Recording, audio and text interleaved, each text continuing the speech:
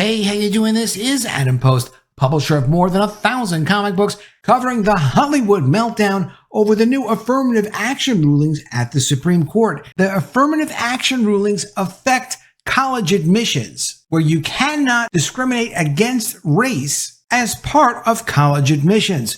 Well, it also affects all of employment as well as casting, and that impacts Hollywood. There's a major article in the Hollywood Reporter in their legal section. It just came out. Let's get into the story. Before we do, please be sure you are subscribed to the channel.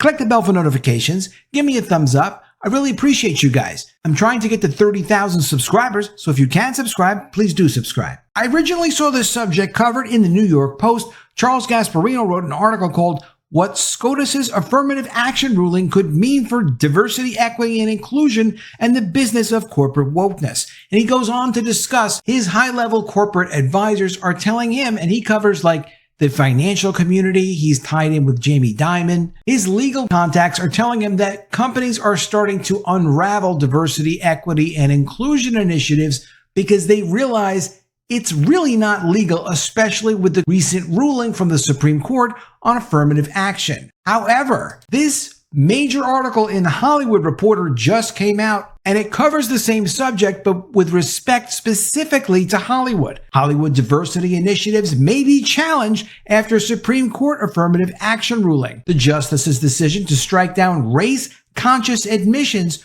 could have a chilling effect and cause elevated scrutiny around diversity, equity, and inclusion initiatives, experts say. And they're talking about legal experts, and they're talking about what might be happening. But as you see in the article, they discuss what is absolutely going to be happening. There are going to be legal challenges, and unless they change how they operate, they're not going to be able to get away with it. There are going to be major lawsuits. While Hollywood has been a long-time target in the culture wars, this time Fortune 500 firms were hit first. The initial mark was Starbucks, then it was Morgan Stanley, the Hershey Company, and McDonald's were soon struck after, with BlackRock close behind. Since last year, America First Legal Foundation, a conservative group founded by Stephen Miller, a White House policy advisor under the Trump administration, has been filing complaints with the Equal Employment Opportunity Commission against major companies, arguing corporate diversity and hiring practices run afoul of civil rights laws. And of course, they do run afoul of civil rights laws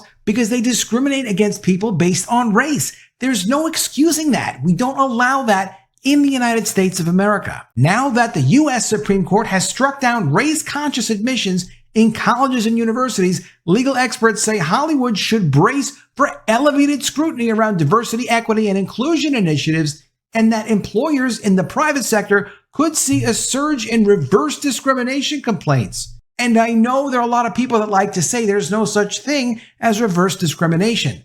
Well, you better be explaining that to the court because the lawsuits are coming. The legal challenges will be bolstered by the court's reasoning questioning the use of racial preferences in any context. Legally, the ruling is limited to higher education and likely won't directly affect companies, which are governed by a separate set of federal and state anti-discrimination laws that don't allow employers to consider race in hiring decisions. But its impact may soon be felt across Hollywood and beyond, from a shakeup in the pipeline of students that the entertainment industry would recruit to a chilling effect on businesses wary of litigation over hiring practices and programs aiming to boost diversity. There will be fights in the corporate setting, said Neil Katyal, former U.S. Acting Solicitor General, at the Aspen Ideas Festival on June 29th after the order was issued. Quote, this decision has implications for how corporations think about their DEI programs,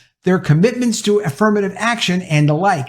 He's an often guest on MSNBC, pushing the woke agenda and woke prosecutions against conservatives. Tristan Morales, a partner at O'Melveny & Myers who leads the firm's Affirmative Action Working Group, notes the ruling's ripple effects on employment law. He stresses there will be more lawsuits challenging DEI programs. For nearly half a century, race-conscious admissions were permitted in part based on the idea there are educational benefits to having a diverse student body. Race was allowed to be considered as long as it wasn't the sole determinant. The decision from the Supreme Court abandons that premise in favor of a colorblind approach to college admissions. The group that brought the suit claimed a violation of the 14th Amendment's Equal Protections Clause, which protects against discrimination by the government through Title VI. This part of the Civil Rights Act of 1964 only applies to Harvard and the University of North Carolina because they receive federal funds. Critically, Justice Neil Gorsuch, in his concurring opinion, draws comparisons between Title VI and Title VII, which covers employment discrimination, just as lawmakers held in Title VI that a recipient of federal funds may never discriminate based on race, color, or national origin, period. Congress, just next door in Title VII, made it unlawful for an employer to discriminate against individuals based on those same characteristics, Gorsuch wrote. William Trackman, who wrote an amicus brief for the former federal officials of the Department of Education's Office for Civil Rights, says the ruling has broad implications that stretch beyond college admissions. Gorsuch's concurrence is about how employment law looks a lot like education, he says, noting he will cite the language in a discrimination lawsuit against the Colorado Department of Corrections.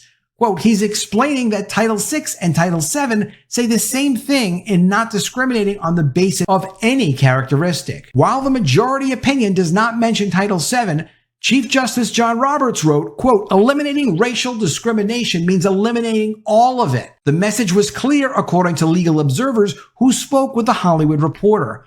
Quote, if I was a general counsel at one of these companies, my response would be just to keep race completely out of hiring decisions, says Jess Myers, legal counsel for Progress for Chamber, which filed a friend of the court brief along with companies including Google, Meta, and Paramount, which declined to comment. The 70 companies that filed a brief in support of Harvard and the University of Carolina argued that diversity at their businesses will suffer because they rely on colleges that practice affirmative action to create a pipeline of diverse leaders. If diversity at institutions of higher education drops, the same will happen at major corporations that rely on those colleges for new recruits, they claim. So they're going to be getting beaten up on both sides. One, they're not going to be getting applicants that would otherwise not be admitted except for affirmative action at these entertainment companies anymore, because it's actually going to be greatly reduced. And at the same time, the companies are going to be faced with lawsuits if they discriminate against qualified people that are not of a preferred race. Julie Shapiro, director of Loyola Law School's Entertainment and Media Law Institute, who previously led the legal departments for New Line Television and Endeavor Content, underscores that diversity in entry-level jobs will suffer the most since the decision impacts the pool of candidates that the media and entertainment companies have to choose from. I mean, you could just break down and hire qualified people. It would be nice and it would be fair to just hire people who are actually qualified for the jobs. Let me know if you agree with that in the comments below. Litigation remains the foremost concern, though they are actually concerned about getting sued. The court's ruling puts DEI initiatives squarely in the crosshairs of prospective or current employers who take issue with programs aiming to boost diversity that may treat people differently based on protected characteristics like their skin color. The latter and the Producers Inclusive Initiative from Netflix and Shondaland could be challenged. The program is specifically designed to provide an opportunity for individuals from underrepresented groups to gain on-set experience and training to work as line producers, according to a news release issued in April announcing the next iteration of the program. Under the eligibility requirements for the job posting, applicants must be, quote, producers, UMPs, supervisor, and first ADs who come from underrepresented communities. The initiative mirrors a similar mentorship program at Starbucks that is open only to Black, Indigenous, and other minorities, excluding Asians, alleged to violate civil rights laws by an America First legal challenge. Quote, we remain committed to creating a culture of warmth and belonging where everyone is welcome, said a Starbucks spokesperson in a statement.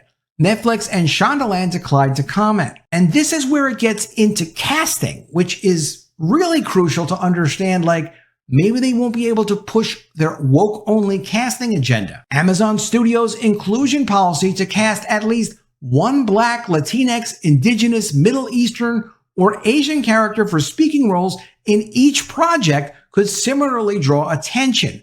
Legal observers note that the use of racial quotas are already prohibited under federal law. Quote, the minimum aspirational goals for casting across speaking roles are 30% white men, 30% white women, and non-binary people, 20% men from underrepresented races and ethnicities, 20% women, and non-binary people from underrepresented races and ethnicities, states the policy from the company, which didn't respond to a request for comment. Diversity programs requiring applicants to come from certain racial or ethnic groups were on legally tenuous ground even before the Supreme Court ruling striking down affirmative action in college admissions, though there's an exception for temporary efforts that seek to address a, quote, manifest imbalance in traditionally segregated job categories, according to the court precedent. The Equal Employment Opportunity Commission and Department of Justice maintain that Title VII bars discriminating in all actions affecting the terms and conditions of employment,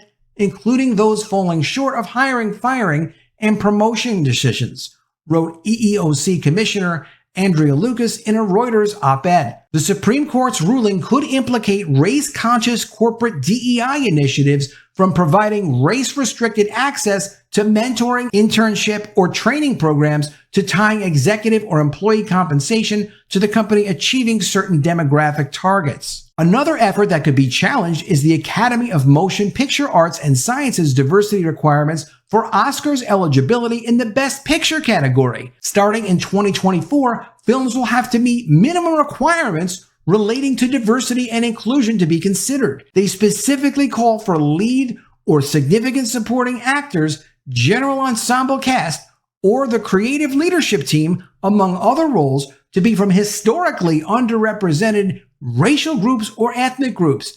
An individual could sue a studio or production company for employment discrimination, alleging they were turned down for a job because their would-be employer was looking for an Oscar nod or the opportunity to get an Oscar. Such a suit may not get far since it would be difficult to sufficiently allege injury, but the possible liability should put Hollywood on alert, according to other legal experts.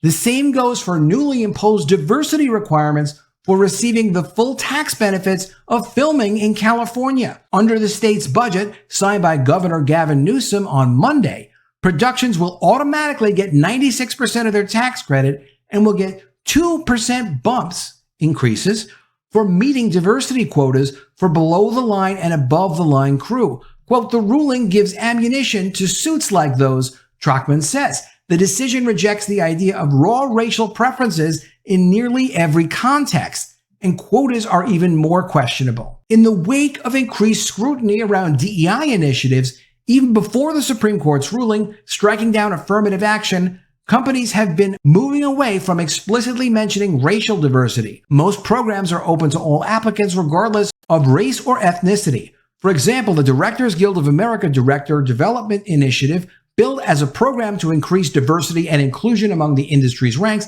is open to all DGA members. None of Warner Brothers Discovery's 30-plus diversity and inclusion initiatives appear to restrict eligibility by race. Let me know what you think of all this in the comments below. Do you also see that when Hollywood Reporter is starting to warn the industry that, hey guys, we're in trouble, and they cite a lot of legal experts saying we need to cool it with racial discrimination when it comes to hiring and even when it comes to casting? Do you think there will be any changes, or do you think they're just going to let the lawsuits come and have the court force them to treat people fairly? Let me know what you think. Always love to see your ideas. Please be sure you are subscribed to the channel. Click the bell for notifications. Give me a thumbs up, and I will see you again soon with another video. And if I don't see you, I will miss you.